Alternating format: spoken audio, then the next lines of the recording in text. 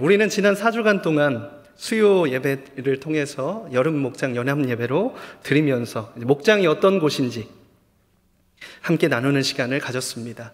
이런 주제들을 나눴습니다. 모이기에 힘쓰는 목장, 삶으로 말하는 목장, 합심하여 간구하는 목장, 그리고 다양함 속에서 선교하는 목장, 이런 주제들을 나눴습니다.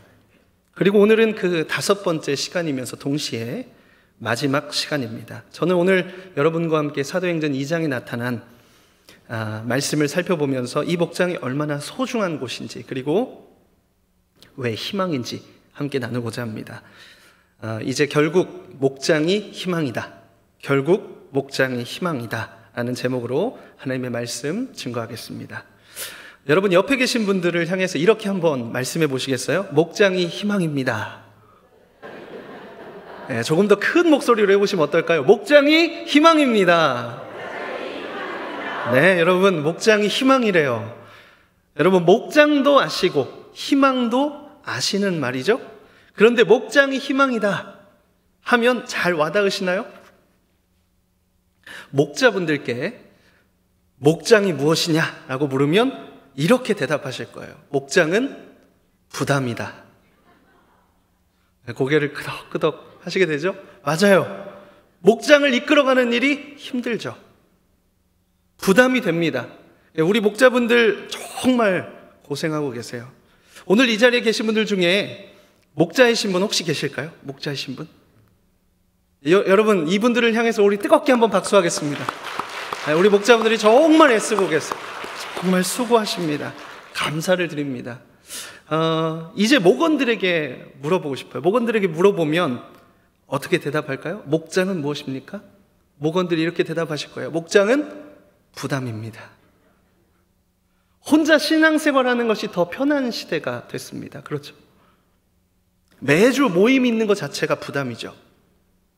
집을 오픈하는 것도 부담이에요. 자신의 이야기를 하는 것도 조심스럽습니다. 여러분 혹시 응답하라 1988이라는 드라마 보신 적 있으세요? 얼마 전에 크게 인기를 끌었던 드라마입니다. 이 드라마는 80년대에 도봉구 쌍문동이 배경입니다. 이 쌍문동 어느 골목에 봉황당이라고 하는 금은방을 중심으로 이제 5가정의 이야기와 그리고 그 골목에서 함께 자란 소꿉친구들의 따뜻한 우정을 그린 드라마입니다. 이 드라마를 보면 이제 80년대 정취가 묻어나요. 그 드라마의 1회에 나오는 장면이 있습니다. 뭐냐면 저녁 시간에 음식을 막 서로 나눠주는 장면이에요.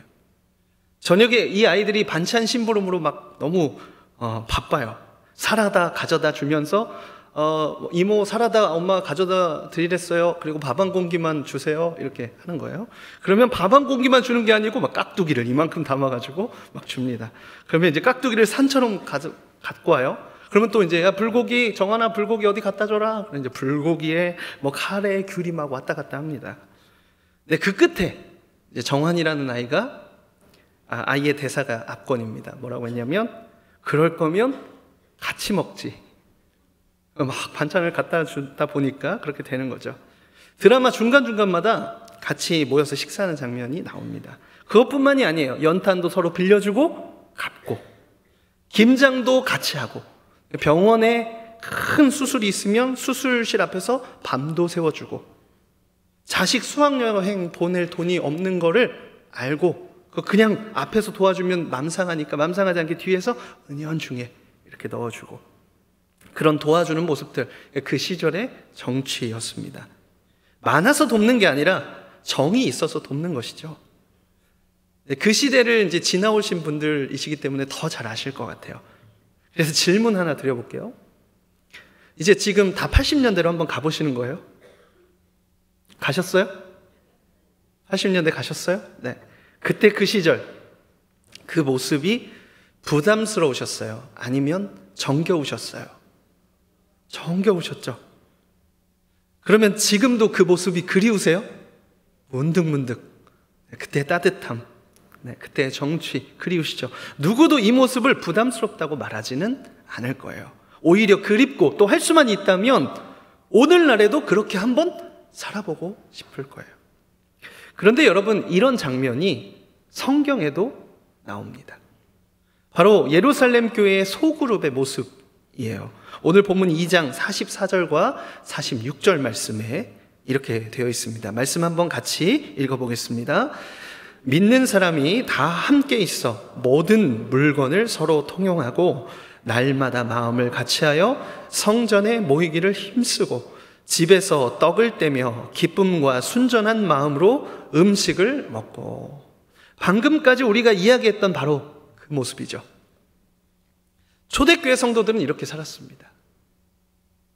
서로의 필요를 자연스럽게 채우고 기쁨으로 모여서 그리고 음식을 같이 먹었습니다. 이것을 한 문장으로 말하라면 삶을 같이 살았다라고 할 수 있겠습니다. 오늘 우리가 읽었던 본문에 나타난 예루살렘 교회의 소그룹은 어떤 모습이었냐면요, 이것을 정리하면 4가지 모습으로 볼 수 있어요. 첫 번째, 필요를 채우는 나눔이 있고, 두 번째, 마음을 같이하여 모이기를 힘쓰고, 세 번째, 집에서 떡을 떼고 기쁨과 순전한 마음으로 함께 음식을 먹고, 네 번째, 하나님을 찬미하는 곳이었습니다. 너무 이상적인 소그룹의 모습이죠. 그렇다면 이러한 일이 어떻게 가능했을까요?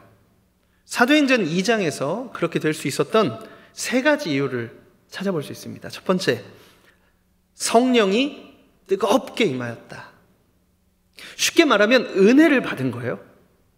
성령의 임재를 통해서 십자가의 사건이 나의 사건으로 뜨겁게 경험된 것이죠. 마음의 구원의 감격이 가득하고 하나님의 사랑으로 꽉 채워진 사람은 무슨 일을 할까요? 모이기를 시작합니다. 예배에 나오기 시작해요. 그래서 뜨겁게 예배합니다. 찬양하고 기도합니다. 그런 일이 예루살렘 교회에 막 지금 일어나고 있습니다. 그들이 정말 열심히 모였습니다. 또 그렇게 할 수 있었던 두 번째 이유는 사도의 가르침을 받았기 때문이다 라고 말씀합니다. 본문 42절에 그들이 사도의 가르침을 받아 서로 교제하고 떡을 떼며 오로지 기도하기를 힘쓰니라.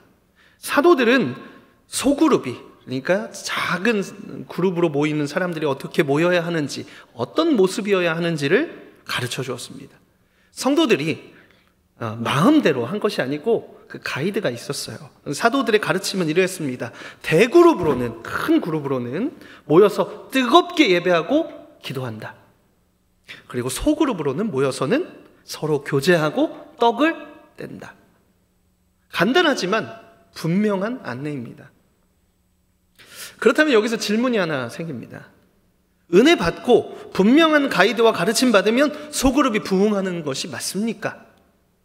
그렇다면 오늘날처럼 예배 때에 참 은혜도 많이 받고 교육도 잘 되어 있는 시대에 왜 예루살렘 교회와 같은 소그룹을 찾아보기는 어려운 것입니까?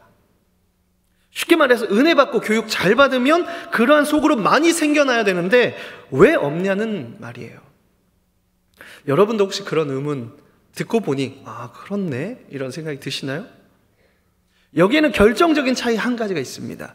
이것이 바로 예루살렘 교회 소그룹이 생명력이 있는 소그룹이 될 수 있었던 세 번째 이유입니다. 43절의 말씀이 이렇게 쓰여 있습니다. 사람마다 두려워하는데 사도들로 말미암아 기사와 표적이 많이 나타나니. 두려워하는데, 이 말이 영어 성경으로 이 두려움을 AWE라는 단어로 말씀을 했어요. 우리나라 말로 바꾸면 경외라는 뜻입니다. 경외를 넣어서 다시 43절을 읽어보면 이렇습니다. 사도들로 인하여 놀라운 일과 기적이 많이 나타나자 사람들 마음에 하나님을 경외함이 가득 차게 되었다. 성도들 마음에 일어난 내적 변화를 지금 말해주고 있습니다. 여러분, 경외함이 무엇입니까? 많이 들어보셨죠? 심지어 우리가 기도할 때도 사용하고 그리고 대화할 때도 사용합니다. 경외함, 그것은 하나님을 사랑하지만 두려워하고 두려워하지만 사랑하는 것, 그것이 공존하는, 마음에 막 공존하고 있는 상태가 두려움입니다. 하나님을 경외하는 마음이 생기자 그들이 무엇을 했을까요? 그때야 비로소 자신의 것을 나누기 시작합니다. 이것은 시켜서 하는 일이 아닙니다. 자발적으로 하는 것이죠. 삶의 주권자 앞에서 자연스럽게 자신의 소유, 자신의 시간, 그리고 자기의 공간을 즐거이 내어드린 것입니다. 그렇다면 도대체 하나님을 경외하는 것과 그리고 자신의 소유를 나누는 것은 어떤 상관관계가 있었을까요? 제가 2012년에, 그러니까 지금으로부터 12년 전이죠. 2012년에 지금의 청년부 제자훈련의 전신인 LTS라는 코스에서 훈련을 받았을 때 일입니다. 마지막 10주차, 이제 11주 동안 이제 이렇게 훈련을 받는데 마지막 10주차 강의가 재정 강의였습니다. 재정 강의를 하셨던 강사님께서 이렇게 말씀해 주신 것이 아직도 기억에 선명합니다. 그리스도인이 훈련받아야 할 영역을 피라미드로 본다면 재정은 가장 꼭대기에 위치해 있다. 가장 오래 다룸을 받을 뿐만 아니라 가장 어렵다. 평생 훈련하고 싸워야 할 영역이 재정이다. 성경은 재물을 곧 만몬이라고 말하며 인격을 부여한다. 그래서 예수님께서 하나님과 재물을, 그러니까 하나님과 재물 중에 두 가지 중에 하나를 선택해야 된다고 말씀하셨다. 반드시 그렇다. 그래서 가장 어렵고 평생의 과제이다. 그 얘기를 들으니까 이제 다들 마음이 무거워졌습니다. 마치 우리가 부자 청년이 된 것처럼 하나님과 재물 사이에서 양자택일해야 될 것 같은 마음이 막 들었어요.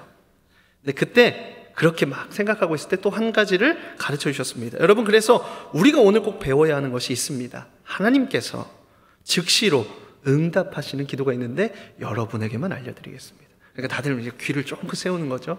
100% 응답받는 기도입니다. 이러니까 사람들이 궁금한 거예요. 100% 응답받는 기도? 이거라도 들어야지. 그것은 바로 이렇게 기도하는 것입니다. 하나님, 오늘 제가 가진 것으로 누구를 어떻게 섬길까요? 하나님, 제가 오늘 저에게 있는 주머니에 있는 이 재정으로 누구를 어떻게 섬길까요? 하나님, 저에게 주신 것으로 오늘 어떻게 섬길까요? 이렇게 물어보면 하나님 바로 말씀해 주신다는 거예요. 전부를 줘라. 다 줘라. 지금 가라. 도와줘라. 하나님 반드시 우리에게 즉시로 100% 응답하신다는 거예요. 이것이 왜 그러냐면 하나님 가장 기뻐하시는 기도라는 것이죠. 사랑하는 여러분, 하나님을 경외하는 것은 마음의 주인이 누구인가에 대한 문제입니다. 예수님께서 누가복음 12장 34절에 너희 보물 있는 곳에는 너희 마음이 있으리라 라고 말씀하셨습니다. 마음의 주인이 재물이면 재물을 쫓아갑니다. 모든 결정의 순간에 이익과 손해를 계산합니다.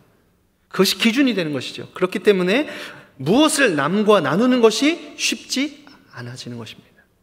그런데 마음의 주인이 하나님이실 때 우리는 비로소 하나님의 관심을 따라, 하나님의 관점을 따라 살아가게 됩니다. 하나님이 기뻐하시는 일을 하게 되는 것이죠. 누군가를 돌아보고 위로하고 먼 길을 찾아가고 자신의 것을 주면서까지 필요를 채우는 일은 억지로 할 수 있는 일이 아닙니다. 자신의 집을 오픈하는 것도 누군가를 대접하고자 음식을 정갈히 준비하는 손길은 하나님을 경외할 때 할 수 있는 일입니다. 그럼 이제 시선을 좀 돌려서 지금 우리의 모습은 어떠할까요? 우리의 모습은 어떻습니까? 이렇게 좀 자문할 수 있을 것 같아요. 나는 왜 베푸는 것에 인색할까? 타인의 어려움에 관심이 적어졌을까? 우리 목장은 왜 이렇게 시들시들할까? 한 번 모이는 거 왜 이렇게 힘이 들지? 나눔의 깊이가 왜 좀처럼 깊어지지 못할까? 여러분, 이런 생각이 혹시 드시나요? 사실 우리도 하나님의 은혜로 구원받은 감격 가지고 신앙생활을 시작했습니다. 여러분, 그러시죠? 하나님께서는 예루살렘 교회뿐만 아니라 우리에게도 성령을 부어주셨습니다. 그래서 젊은 날에, 그리고 그 은혜를 받았던 그때에 그 첫 순간에 소그룹으로 모여서 뜨겁게 기도하고 말씀과 은혜를 나누고 기쁨으로 식사 교제 나누고 때로 서로의 필요를 채웠던 경험이 있습니다. 안 했다고 말할 수 없고 어떤 분은 그 누구보다 온전한 마음으로 섬기셨을 거예요. 그런데 혹시 지금 멈춰 있다면, 지금 다 식어져 있다면, 그 뜨거운 생명력을 다 잃어버렸다면, 예루살렘 교회 성도들처럼 그 당시는 막 은혜 받아서 어떻게 하는지도 모르고 막 열심히 했었는데, 그래서 막 부흥도 경험하고 뜨거움도 경험하고 목장도 살아나고 막 그랬는데, 지금 다시 시작하려니까 방법을 모르겠어요. 어떻게 그때 그렇게 열심히 했지? 어떻게 그렇게 내가 내 것을 다 사람들에게 나누어줬지? 이런 생각이 드는 거죠.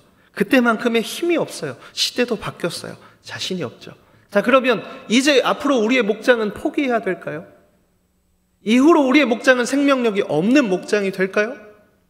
우리의 목장 망했나요? 아닙니다. 그렇지 않습니다.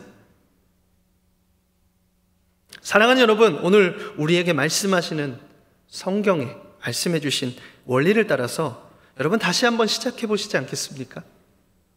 그러면 하나님께서 우리에게 주시는 변화가, 그리고 하나님께서 우리를 흔들어 깨우시는 그 하나님의 손길을 경험하게 될 줄을 믿습니다. 여러분 아멘이세요? 알려드려요? 원하시면 알려드리고. 감사합니다. 원해 주셔서 감사합니다. 아니면 여기서 끝났어야 됐는데 아멘 해주셔서 감사합니다. 꼭 알려드리고 싶어요. 그 원리를 적용하기 위해서 우리가 반드시 꼭 해야 할 것이 한 가지 있습니다. 뭐냐면 우리의 생각을 전환하는 거예요. 관점을 뒤집는 것입니다. 우리가 한다고 하면 부담스럽습니다. 얼마나 부담스러워요. 매주 그것도 누군가를 격려하고 독려하고 뭔가를 오픈하고 에너지를 쏟아가면서 한다고 하는 일이 결코 쉬운 일이 아니죠. 우리가 한다고 생각하면 가슴이 답답합니다. 생각을 전환해야 돼요. 그래서 우리 이렇게 한번 고백해 보겠습니다. 하나님께서 하신다. 우리 한 번 더 고백할까요? 하나님께서 하신다. 아멘. 여러분, 은혜를 주시는 분은 하나님이세요. 여러분 믿으시죠? 오늘 우리가 예배를 드리는 중에, 오늘 지금 예배를 드리는 중에 은혜를 받았어요? 누가 주신 거예요? 하나님 주신 거죠. 하나님께서 주셔야 받는 거예요. 그리고 그렇게 은혜가 부어져서 성령이 임하셔서 가슴이 뜨거워져야, 그래야 굳었던 몸이 움직여집니다. 근육이 경직되다가도 조금 움직이고 그리고 운동하고 때로는 땀이 확 오르면 어떻게 돼요? 몸이 유연해지듯이 우리의 굳었던 마음과 우리의 굳었던 행동들이 성령이 임하시면, 은혜를 받으면 막 뜨거워져서 살아나는 거예요. 그것이 우리 안에 경험되는 것이죠. 사람의 힘으로 하면, 내 힘으로 하면 금방 지칩니다. 그런데 은혜 받으면 다시 힘이 생겨요. 그 힘으로 일하면, 그럼 어떤 일이 일어나면 하나님의 손으로 하나님 직접 일하시기 때문에 간증이 넘칩니다. 그 일로 인해서, 간증을 말함으로 인해서 하나님 행하신 일들을 바라보는 그 주변 사람들에게도 어떤 마음이 생겨요? 하나님을 경외하는 마음이 생겨나요. 사도들이 행했던 놀라운 일과 기적을 바라보며 사람들의 마음에 두려움이 일어났어요. 하나님을 사랑하는 마음이 생겼어요. 마찬가지입니다. 사도들에게 하셨던, 하나님께 베푸셨던 권능이 우리에게 나타나면, 하나님이 일하시는 일들이 일어나면 사람들의 마음에 하나님이 일하시네, 하나님이 만지시네, 하나님이 고치셨네, 하나님을 경외하는 마음이 함께 생겨난다는 거예요. 그러면 어떻게 해요? 다 자발적으로 하게 됩니다. 시켜서 하는 게 아니에요. 기쁨으로 하게 됩니다. 그래서 순서가 중요합니다. 나에게서부터 시작되는 것이 아니고 하나님께로부터 시작되는 것입니다. 여러분, 목장은 사실 그렇게 거창한 곳이 아닙니다. 여러분도 아시죠? 저는 목장을 이렇게 정의하고 싶습니다. 목장은 나누고 사랑하는 곳이다. 한번 따라해 보시겠어요? 나누고 사랑하는 곳. 네, 그것이 바로 목장입니다. 우리는 가끔 하나님을 위해 크고 대단한 일을 해야 된다고 오해하곤 합니다. 그러면 못하죠. 그렇게 할 수도 있지도 않고요. 근데 목장은 큰 보폭으로 성큼성큼 걸어서 대단한 일을 해내는 곳이 아니고, 작은 보폭으로 함께 한 걸음을 함께 걷는 곳입니다. 걸어내는 곳이죠. 그래서 마음을 나누고 상처를 나누고 어려운 문제를 나누고 은혜를 나누고, 그렇게 서로를 알아가면서 점점 관계가 깊어져 가면서 주신 마음을 따라 서로의 작은 필요들을 채워가고, 그 일을 또 하나님께서 하신 일로 고백하는 곳, 그곳이 목장입니다. 여러분, 그러한 목장에는 생명력이 있습니다. 그러한 목장에는 사람이 살아납니다. 막 지쳤던 사람, 낙담했던 사람, 세상에서 지치고 힘들어서 완전히 무릎이 꺾였던 사람들의 무릎을 회복시켜 주십니다. 하나님의 일하심을 막 말하느라 막 너무 바빠요. 이 사람도 말하고 싶고 저 사람도 말하고 싶고, 나의 가정 안에, 나의 자녀에게, 그리고 내 어려운 문제에, 직장과 사업체에 하나님의 도우심이 필요한 그곳에 하나님이 일하셨다는 걸 얼마나 말하고 싶어요. 예배 드리는데 나를 막 만져주셨어요. 내 상처와 아픔, 아무에게도 말하지 못했던 그 마음을 만져주셨어요. 얼마나 말하고 싶어요. 그거 말하느라 너무 시간이 부족한 것이죠. 그 주신 감격 고백하느라 시간 가는 줄도 몰라요. 오늘날에도 이런 목장이 일어날 수 있을까요? 있습니다. 왜요? 성경이 오늘 우리에게 증언하고 계시거든요. 하나님께서 하신 일이라는 것이죠. 그런 목장이 우리 목장이 될 수 있을까요? 있습니다. 왜요? 하나님께서 여전히 성령을 부어주시고 그 가운데 하나님을 경외하는 자들을 일으키고 계시거든요. 예루살렘 교회의 소그룹이 막 살아나니까 사람들이 막 그렇게 작은 그룹으로 막 모여서 막 하나님을 찬양하고 자기의 소유를 나누고 이렇게 하니까 이러한 일이 일어났어요. 본문 47절 말씀인데요, 우리 한 목소리로 같이 한번 읽겠습니다. 시작. 하나님을 찬미하며 또 온 백성에게 칭송을 받으니 주께서 구원받는 사람을 날마다 더하게 하시니라. 아멘. 구원받는 사람이 날마다 더했다고 말씀합니다. 교회가 부흥하기 시작합니다. 복음이 흥왕하는 거예요. 하나님의 나라를, 하나님의 통치와 다스리심을 이 소그룹 안에서 경험할 때 교회는 든든히 서가게 되는 것입니다. 오늘 그것을 사도행전 2장의 성령의 역사 이후에 예루살렘 교회가 어떻게 하나님의 역사로 그렇게 흥왕하고 있는지를 기록하는 것이죠. 여러분, 그래서 목장이 희망입니다. 목장이 살아야 교회가 삽니다. 생명력 있는 목장들이 이곳저곳에서 막 일어나야 교회가 하나님의 역사로 막 가득 채워지는 거예요. 예배에서 주신 은혜로 목장에서 흘려보낼 때 하나님의 일하신 그 일하심을 막 증언하기 시작할 때 교회는 든든히 서가게 되는 것입니다. 그래서 오늘 말씀 들을 때 그 일이 나에게 일어나기를 소망하는 분 혹시 여기 계십니까? 여러분 아멘이세요? 우리 목장에 일어나기 원하시는 분 계세요? 말씀 듣다 보니까 어느새 마음의 부담과 걱정은 사라지고 손해보지 않고자 했던 마음도 사라지고 하나님의 기쁨 되고자 그렇게 살고자 하는 열망이 막 다시 불타오르는 분 계십니까? 여러분, 지금 그러면 하나님께서 우리의 마음에 일하시고 계시는 거예요. 여러분, 그때 예루살렘 교회의 성도들에게 일하셨던 그 역사가 오늘 우리의 삶에도 일어나고 있는 것입니다. 여러분, 그것을 믿음으로 붙잡으시기를 주님의 이름으로 축원합니다. 우리가 그렇게 믿음으로 반응할 때 우리 목장에, 우리 모임 중에 임하셔서 일하시고 회복시키시고 다시 부흥케 하실 것입니다. 여러분, 올해 우리 교회 표어가 뭐죠? 풍성한 목장, 충만한 교회. 이것도 한번 해볼까요? 풍성한 목장, 충만한 교회. 네, 사도행전 2장에 일어났던 예루살렘 교회에 나타났던 부흥이에요. 풍성한 목장이 충만한 하나님의 역사를 이루는 교회를 만드시는 것이죠. 여러분, 한 분 한 분 통해서 하나님의 일하심이 풍성한 목장으로 복음의 능력이, 예수의 생명이 충만한 교회가 되기를 간절히 소망합니다.